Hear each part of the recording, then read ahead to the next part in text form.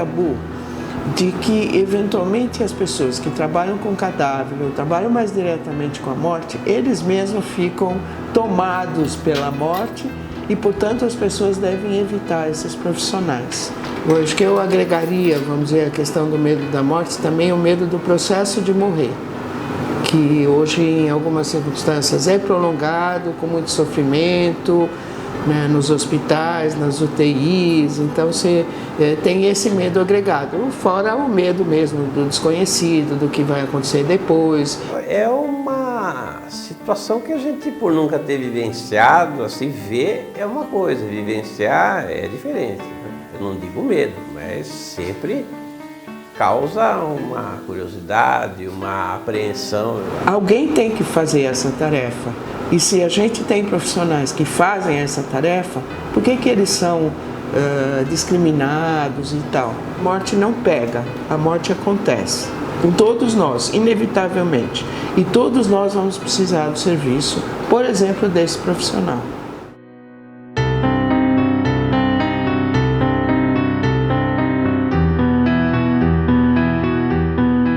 A coisa mais certa que nós temos nessa vida é a morte. Quando um ser humano se depara com o da mesma espécie, numa mesa fria, onde ele sabe que nunca mais ele vai ver aquela pessoa falando, sorrindo, com a sua forma de ser, quer dizer, aquele indivíduo, literalmente aquele indivíduo, não existirá nunca mais.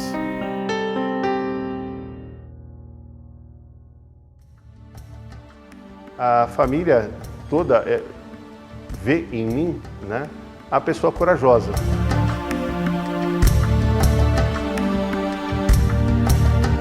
Uma pessoa corajosa porque é a pessoa que lidar com a morte todos os dias. Eu ensino que eu mostro o meu trabalho.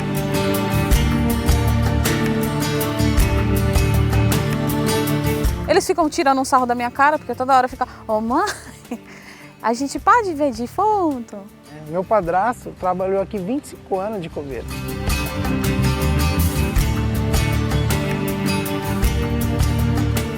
Até nós brincamos que ele passou o bastão para mim. Assim, ficou na família, hein? Agora você toma conta. Ele trabalha aqui até hoje. A minha esposa tem um pouco de aversão. Eu já tive a oportunidade de levá-la em um museu do corpo humano e ela ficou um pouco impressionada. A mesa de jantar é sensacional, né? Você tá comendo, é legal quando tem visita em casa. Tô conversando com ele, nossa, peguei um caso assim, assado. Pô, mó saco, as crianças já estão acostumadas. Porque saiu do nariz, não sei o quê, a gente fica falando e ele conversando comigo, e, tipo, todo mundo, quem tá em casa fica. Eu trabalho com a morte, né, em plantão.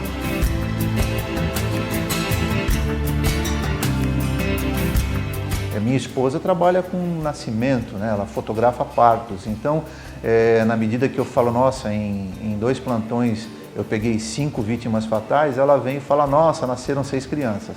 Eles até aceitaram de bom grado, né? Por quê? Porque foi dali que eu tirei o sustento deles, foi dali que eu casei 3 filhos.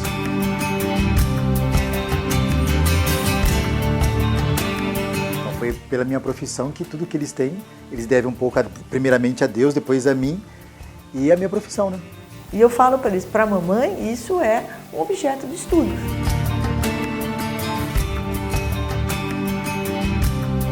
Eles têm um contato maior com isso, óbvio, porque faz parte do meu trabalho.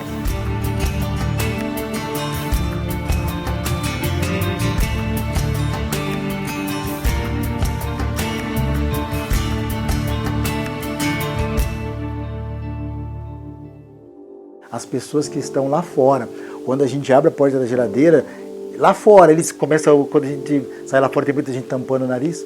Por quê? Porque a gente trabalha com corpos de todo tipo. A pessoa morre de todo tipo de doença que você sonhar. Quando você tem um corpo em decomposição, porque aí a questão, né, do olfato, ela incomoda bastante no local. Essa é a pior situação. Quando meu marido chegou, oi, tudo bem? Nossa, de onde você vem? Você está fedendo. Eu falei, eu cheirando? Fui cheirar. Você acaba não sentindo. O nosso olfato já está tão acostumado que para nós, como o melhor perfume para você, para nós é lá dentro. Comer foi complicado. porque eu não sei se você já percebeu, se você já pôde ver uma carne humana de uma carne que você vê no açougue, não tem diferença nenhuma. Então hoje eu não como carne. O pessoal às vezes fala, nossa, você passou quanto tempo sem comer carne? Nenhum dia. Porque uma coisa é uma coisa, né? A gente não pode confundir as estações.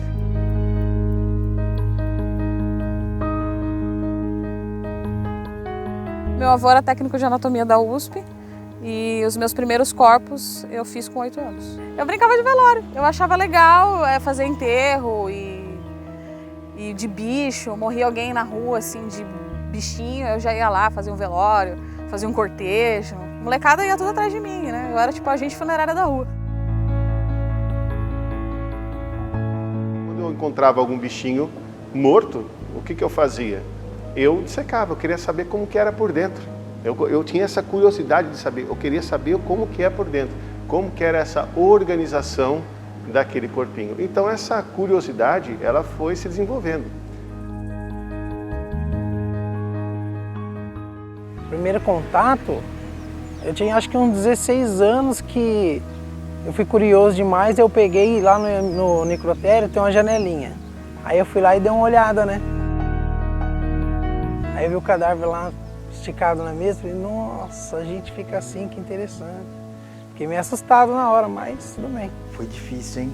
Para quem não gostava nem de velório, você se deparar com um cadáver ali sem cabeça, sem braço.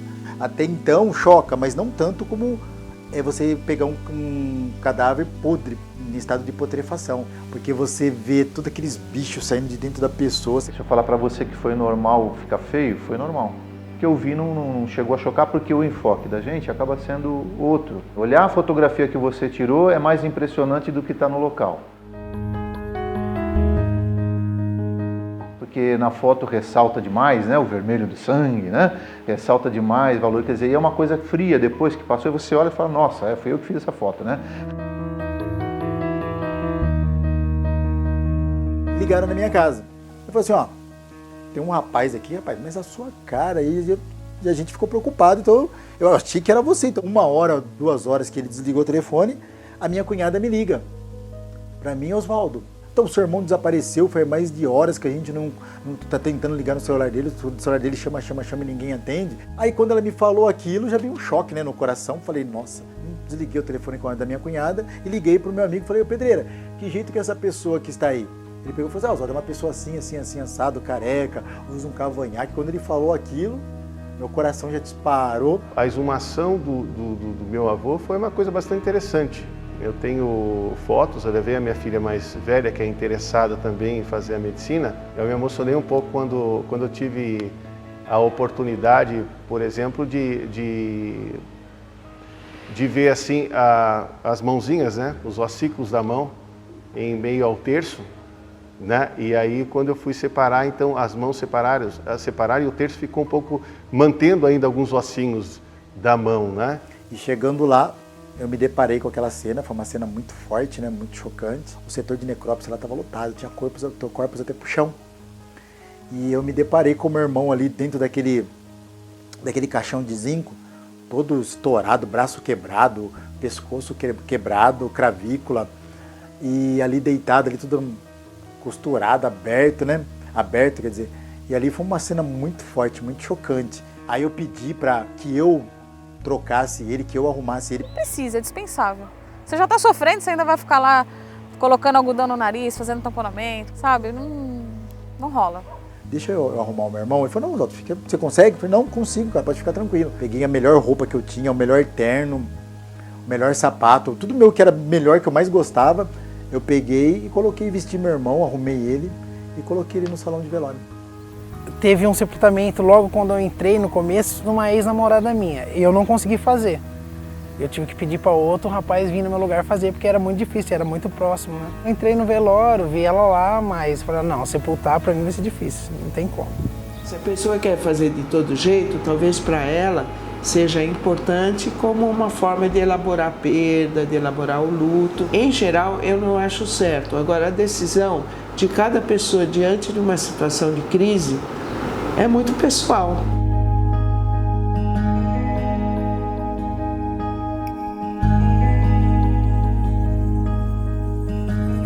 Eu nunca disse assim, que eu trabalho com cadáver. Eu sempre disse que eu sou um professor, eu sou um profissional que ensina anatomia humana. E no primeiro momento eu não falo para as pessoas que eu trabalho com isso. Pouquíssimas pessoas sabem que eu trabalho com isso. Ficam um pouco chocadas. Nossa, mas como é que é isso? Eu não teria estômago. Quer dizer, são reações mil. Outros ficam maravilhados. Nossa, posso ir num plantão com você?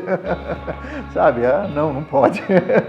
Quantas e quantas pessoas eu não fiz amizade porque quando souberam que eu trabalho, nossa, como você trabalha com isso? Ou eu posso um dia ir lá assistir você fazer uma necrópsia? Ou pode. O ser humano é atraído pela desgraça. Não sei se por estar vendo uma coisa que ele tem medo de estar na situação e ele está vendo o outro. Infelizmente, a nossa sociedade ela é criada com um tabu muito grande. Criou-se a ideia de que falar sobre morte é causar sofrimento, é causar dor, deve-se poupar as pessoas disso e tal. Isso é que hoje em dia configura o tabu. As pessoas não criam os seus filhos para encarar a morte de uma forma natural. Por que eu tô solteiro até agora? Eu tô solteiro, mano. É foda. Eu fiquei um tempo aí com a menina, só que eu não falava o que eu fazia. Ela sabia que eu era funcionário público, mas não sabia o que eu fazia na real. Aí depois que ela foi descobrindo aos poucos, aí uma hora eu tive que falar, né? Aí não deu certo. Eu gosto muito daquela frase assim, ai que nojo. As pessoas têm nojo, as pessoas têm repúdio pelo meu trabalho. Tem gente que deixa de me cumprimentar. Minha avó ficou 1 ano sem me deixar cozinhar. Você vai mexer com o defunto? Que nojo! Eu tinha uma cunhada que quando ela soube que eu tinha passado nesse concurso público e fazia esse tipo de serviço, nem na minha mão ela pegava. Oi, tudo bem? Aí te cumprimenta. Aí fala assim, o que você faz? Você começa a falar, tá bom então, tchau. É complicado, a gente às vezes tá na balada assim, dependendo com quem você tá, e a molecada chapa um pouco, aí já chega gritando, ah lá o coveiro, e aí? É complicado. Aí você fala, nossa, acabou. Aí os outros olham meio assim, né? Puta, o coveiro tá na balada. Complicado. Nossa, mas por que você escolheu isso? Então, eu acho que isso é um certo preconceito. Todo mundo vai precisar desse serviço um dia. E eu sempre falo, legal, você limpou a mão, então vamos fazer o seguinte, quando você precisar de mim, eu vou deixar você pelado na minha mesa. E quando chegar a vez dela, quem é que vai fazer o trabalho? Um familiar dele ou ele mesmo vai já deixar a cova pronta e depois alguém vai chutar ele lá para dentro? A morte é uma fase, ainda que seja terminal, é uma fase do ciclo que começa no nascimento e vai até a morte, é o ciclo da vida.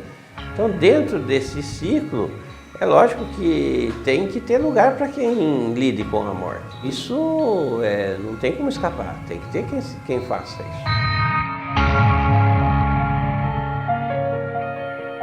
Uma vez aqui em Campinas teve um assassinato de um jovem, o traficante foi lá, cortou a cabeça dele, enterrou a cabeça dele num ponto do ônibus, enfincou, né, a cabeça dele num ponto do ônibus e o corpo jogou num lugar e deixou a cabeça enfincada.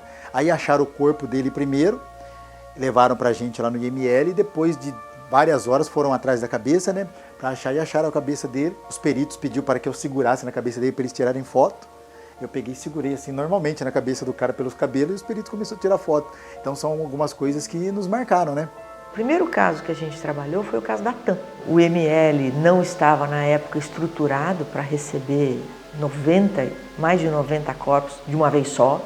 Para mim, pior do que você trabalhar com o morto é você trabalhar com a família do morto, né?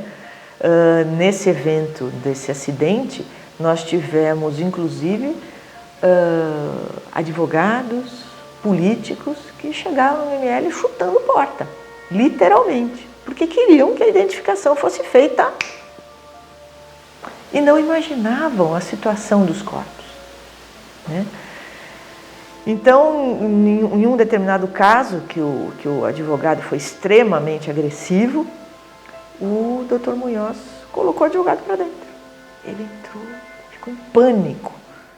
O mais complicado foi um tiro de 12 que o cara fez, foi um suicídio, ele deu um tiro no queixo e a cara dele foi parar do outro lado.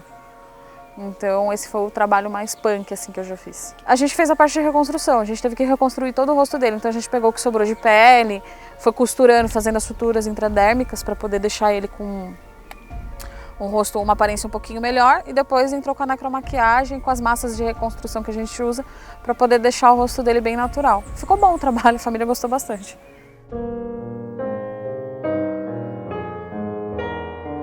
Para mim, o pior caso é o caso com crianças. Esse, para mim, é a minha dificuldade. Sempre isso mexe um pouco mais do que você está trabalhando com adulto e tal, né? Porque criança você tem aquela sensação de que ele é a vítima da vítima da vítima, quer dizer, uma maldade extrema, né? Mas morreram afogados, né, num laguinho que tinha num sítio aqui do lado, na cidade vizinha aqui. Aí imagina a cena do pai, até hoje eu fico pensando nisso, chegando lá e vendo os 3 boiando lá. Nossa, cortou o coração de todo mundo. A mãe teve quíntuplos, só que as crianças nasceram prematura e aí as crianças chegaram a falecer agora semana passada.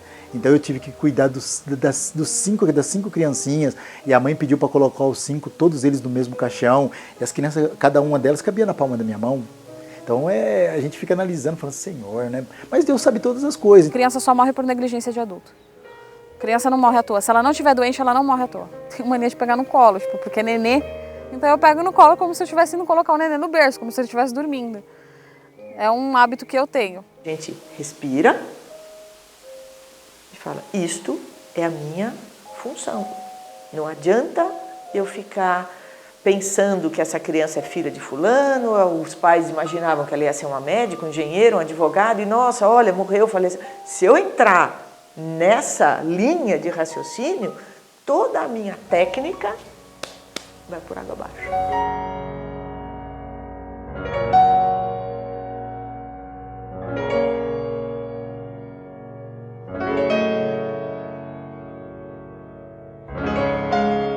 A minha posição é que quando uma pessoa parte desse corpo para um outro corpo incorruptível, como diz a Bíblia, a pessoa vai para um lugar de descanso. Eu sou católico de formação. E obviamente que como um biólogo e cientista na essência, a gente sempre duvida. Questão religiosa, eu sou um bandista, então eu acredito na parte de espíritos, acredito na passagem, acredito em uma série de coisas. Se você não tiver uma fé, não tiver em que acreditar, você pira. Eu já vi pessoas, por exemplo, que espíritas trabalhando nessa profissão e pirar, né? Porque o cara vai para o local e o cara começa a ter talvez uma sensibilidade, começa a ouvir, falar que está ouvindo coisas. Eu sou evangélica, nós acreditamos, cremos na Bíblia, cremos num Deus e nós morremos no momento certo, que é também a vontade de Deus. Eu sou espírita. Eu acho que a religião em si pode sim ajudar, às vezes, ter uma visão. Todas elas, se você tiver uma cabeça legal, você encara com naturalidade um processo que é natural. Já sonhei com cadáver, já. Eu me lembro que eu sonhei de novo, sonhei novamente. Acho que eu sonhei umas 4 ou 5 vezes com o mesmo cadáver. Eu só lembro quando eu tiro foto, tipo, porque aí às vezes eu tiro foto do procedimento antes e depois, principalmente na parte da reconstrução. Aí eu acabo lembrando, porque não tem como, né? Tá fotografado. Mas eu esqueço o rosto de todo mundo. Eu chego em casa, deito e durmo. Nesse última vez que eu sonhei, eu falei com o diretor, eu falei assim, eu gostaria, aliás, o diretor, que você fizesse uma missa e fosse dada uma bênção para todos os cadáveres que nós temos aqui. E daqui a pouco eu sonhei que as portas da geladeira tinham aberto assim, todas, né? E começou a sair um monte de cadáver lá, mulher, criança, senhores, começou a sair da geladeira e viram lá pro meu lado. Eu falei assim pra eles assim, volta pra onde vocês saíram, pode voltar lá pra dentro da geladeira lá. Fui lá fechar a porta. Mas assim, sonho ruim, nunca tive. O morto, né? Vou te pegar, né? Não, isso não.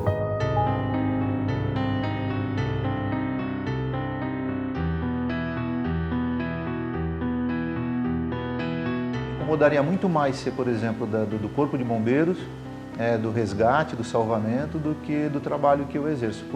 Porque você tem a sensação assim, se eu tivesse chegado 2 minutos antes, eu conseguiria ter evitado, né, a morte e tal. Quer dizer, isso acho que é muito mais problema para a cabeça de quem trabalha do que para quem trabalha com a perícia.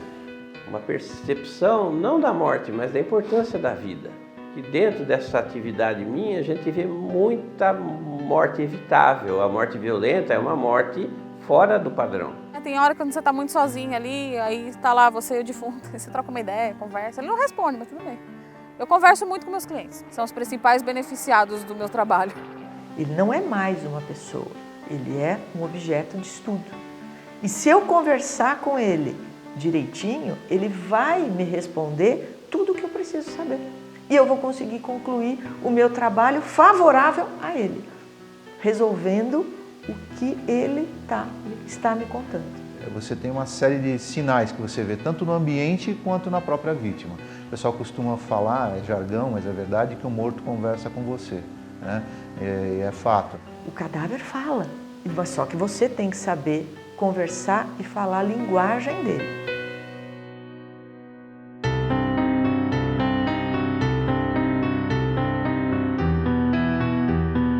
Se eles pararem de trabalhar, a cidade vira um caos. As pessoas viram um caos. O meu serviço, nem muitas pessoas gostam de fazer. Então a minha contribuição é que eu posso tratar aquele ente que a pessoa perdeu, aquele ente querido, com o maior carinho, amor, porque eu acho que tudo que a gente fizer nessa vida, a gente tem que fazer com amor e carinho. Eu amo a minha profissão. Eu estou, na verdade, tendo a oportunidade de estudar aquilo que Deus teve o capricho de fazer com as próprias mãos. Porque nem todo mundo tem esse dom, cada um, Deus especificou para ele o dom dele. Acredito que eu tenho esse dom em lidar com a morte, né? Dessa maneira. Mas a gente também se adapta. A minha vida é isso aqui. Eu não consigo me imaginar fazendo outra coisa.